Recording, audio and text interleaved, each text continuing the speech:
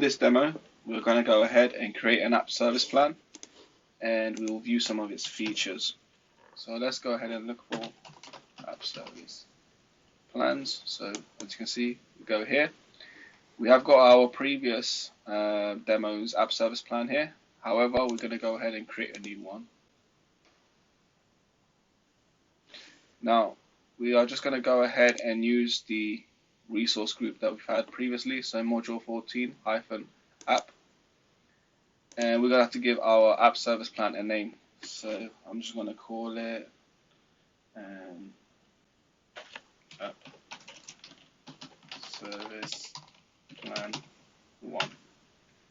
Now in your skill pipe, it does say to go ahead and create a new resource group, so what we'll do is we'll just go do it to demonstrate how the skill pipe wants you to go ahead and complete this particular demo. So we're going to go ahead and create a new resource group as instructed in the skill pipe. We're going to go ahead and create the app service plan name that was given to us in the skill pipe. We're going to select the operating system, so you have the option between Linux and Windows, and we're going to select a different region to the previous demo. So we are going to go ahead and select East US. Now, one of the most important aspects of the app service plan is the pricing tier.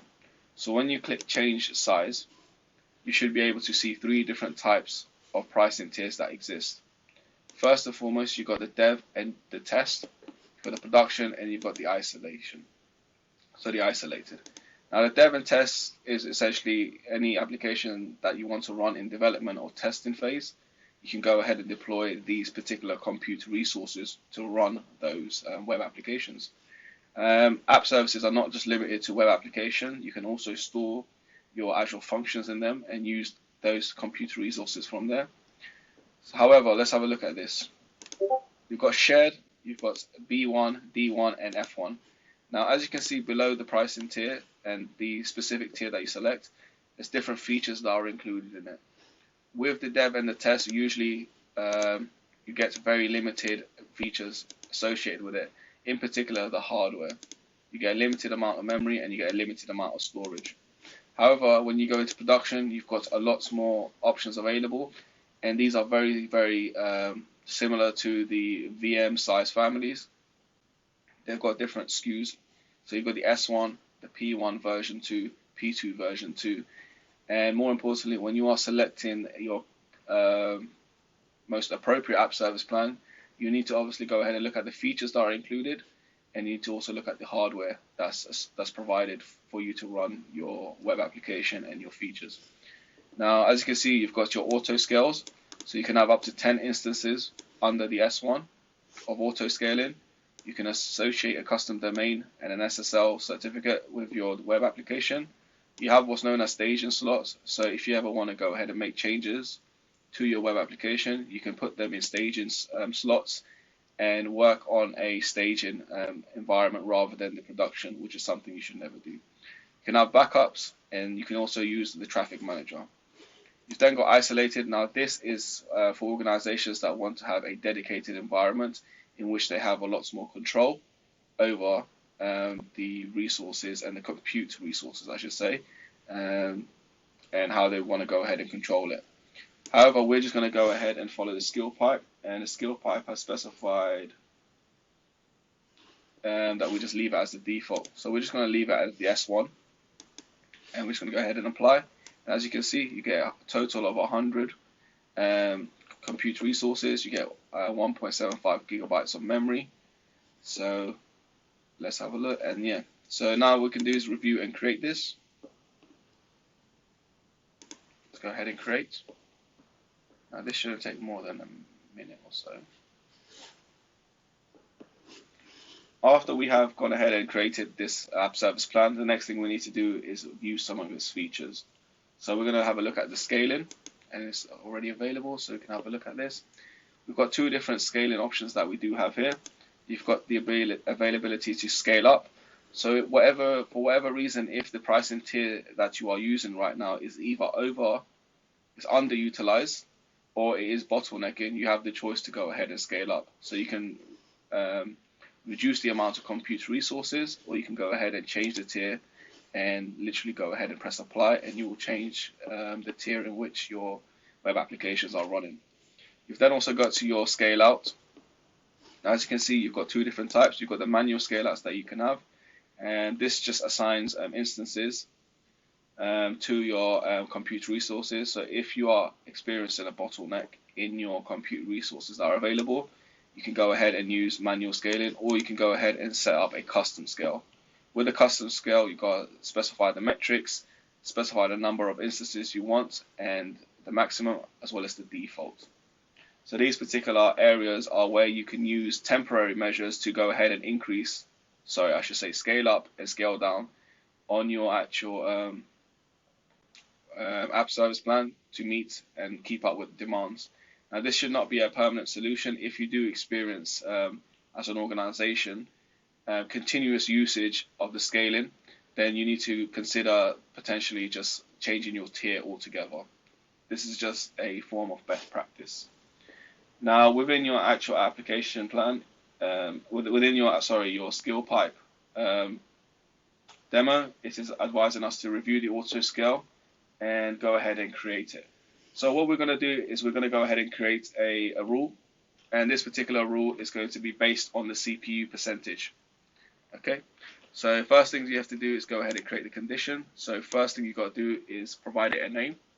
So we're just going to leave it as the default. Next you need to do, you have the basic instance, or you have the scale metrics.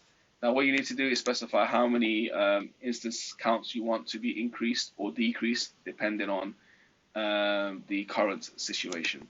So the minimum that we want to have is 1, and the default I'm just going to put it as 2. I don't see any other options to do, and the maximum we're just going to put is 5. Now you need to go ahead and add a condition. So as you can see right here, you've got different type of conditions. You can just go ahead and add a rule. Now we're just going to remove this because we can just click add a rule up here. Now what we need to do is we need to go ahead and specify a criteria. So based on the averages, we're going to go ahead and look at the CPU percentage usage, and we're going to specify how much percentage of CPU needs to be utilized before we either go ahead and increase or decrease our metrics.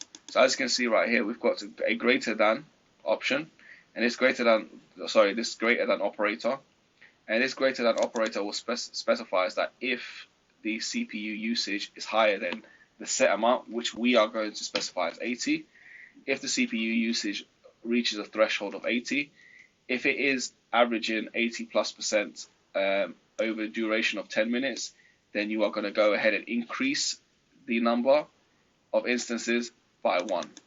Okay, so that's literally what you are specifically going to go ahead and create here. So let's go here. Now as you can see, now you've got if the CPU percentage is up by 80% after a 10-minute average, it will increase by 1. Now on the flip side, I don't think, in your skill pipe it doesn't show you the other rule, which is if you are underusing the CPU, you may want to go back and scale out. So if you just go ahead and add a rule, you select less than. So let's just say if the CPU usage is less than 30%, you want to go ahead, not increase, but you can go ahead and decrease count. So decrease counts by 1. So this will decrease the amount of instances that you do have. So I'm just going to go ahead and just add that. So now what we've got is 2. Now this is not part of the demo, but I'm just giving you a couple of extra tips. If now your CPU usage is over 80, it will increase by 1. If it is under 30, it will decrease by 1. Now the reason why we've got the instant limit is because you do want to put a maximum in place in case there is a DDoS attack on your application and your compute resources. You want there to be a threshold in which it can't obviously go over.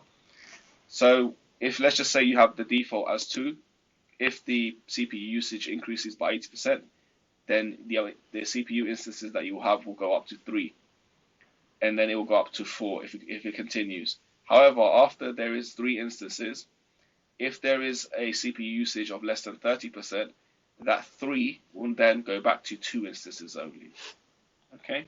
There are different type of rules that you can have, such as schedules and things of that nature, um, by adding the rules. But yeah, you could go ahead and have a look and experiment for yourselves.